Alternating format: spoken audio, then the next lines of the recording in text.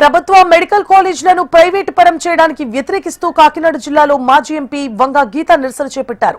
కోటి సంతకాల సేకరణకు ప్రజల నుంచి భారీ ఎత్తున మద్దతు వచ్చిందని, ఇప్పటికైనా కూటమి ప్రభుత్వం ఇలాంటి ప్రజా వ్యతిరేక విధానాలను మానుకోవాలని, లేని పక్షంలో వచ్చే ఎన్నికల్లో ప్రజలే తగిన బుద్ధి చెప్తారంటున్న మాజీ ఎంపీ వంగ గీతతో మా ప్రతినిధి దుర్గారావు ఫేస్ టు ఫేస్.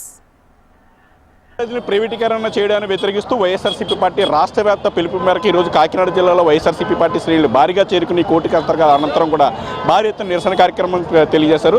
ప్రస్తుతం అంతటి కాకినాడ జిల్లా మాజీ ఎంపీ మరియు వైఎస్ఆర్సీపీ పార్టీ మహిళా విభాగం వర్కింగ్ ప్రెసిడెంట్ వంగ గీత మనతో అందుబాటులో ఉన్నారు. ఆయన మరిన్ని వివరాలు తెలుస్తున్నారు. చెప్పండి మేడం, ఎలా ఎందుకు వ్యతిరేకిస్తున్నారు పీపీఎఫ్ విధానాన్ని మీరు ప్రైవేటీకరణ? ఇది ప్రజల కోసం మేము వ్యతిరేకిస్తున్నాం.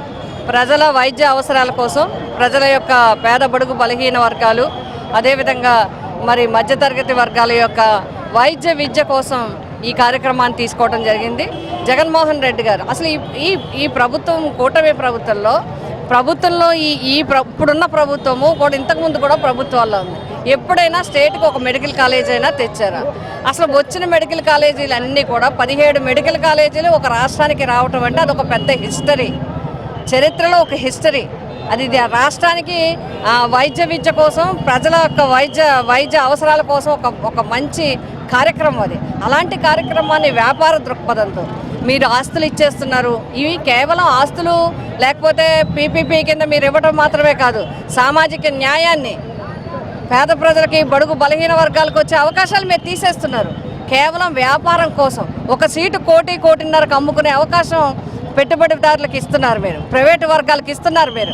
అందుకే దీన్ని వైఎస్ జగన్మోహన్ రెడ్డి గారు వ్యతిరేకించడం జరిగింది. చాలా చెప్పు చూశారు, నిరసనలు, ధర్నాలు అన్నీ అయినప్పటికీ కూడా ప్రజాభిప్రాయాన్ని తెలుసుకొని పెట్టడం కోసం ఈ కార్యక్రమాన్ని తీసుకున్నాం.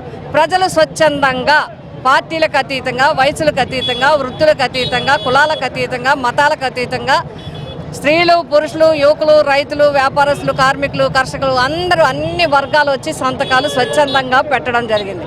నేను ప్రభుత్వానికి, కూటమి ప్రభుత్వానికి తెలియజేస్తున్నాను, ఇది కేవలం కోటి సంతకాల, కోటి పైన సంతకాలు మాత్రమే కాదు, కోట్ల గుండెల స్పందన, ఇది కోట్ల గుండెల ఆవేదన. ఇది అర్థం చేసుకోండి, జీవోని రద్దు చేయండి. మీరు పార్లమెంట్ స్టాండింగ్ కమిటీ చెప్పడం వల్లే ప్రైవేటీకరణ చేస్తున్నాం అంటున్నారు. మీరు లోక్సభలో చేసిన అనుభవం కూడా ఉంది, చెప్తున్నారు దీనిపైన.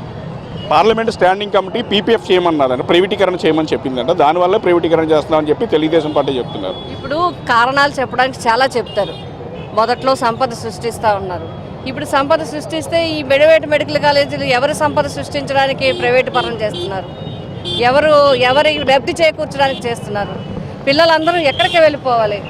మనకి అందులో మెడికల్ కాలేజీల యొక్క సంగతి, మెడికల్ సీట్ల గురించి అందరికీ తెలుసు. చైనా పోతారు, ఉక్రెయిన్ పోతారు, రష్యా పోతారు, ఎక్కడెక్కడికో దేశాలు విదేశాలు దాటి ఆడపిల్లలు, మగపిల్లలు, పేదవాడని లేక ఉన్నాయి అమ్ముకుని ఎక్కడో విద్యకి తక్కువకు వస్తుందని వైద్య విద్య నేర్చుకోవడానికి పోతుంటే, మన రాష్ట్రంలో ప్రభుత్వ కళాశాలల ద్వారా వైద్య విద్యను అందించడానికి జగన్మోహన్ రెడ్డి గారు చేసిన ప్రయత్నాన్ని వీళ్ళు సొమ్ము చేసుకోవడానికి ఉపయోగించుకుంటున్నారు. దాన్ని ఖచ్చితంగా రద్దు చేయాలి. ఈ జీవోని రద్దు చేసి ప్రజలకి న్యాయం చేయాలి.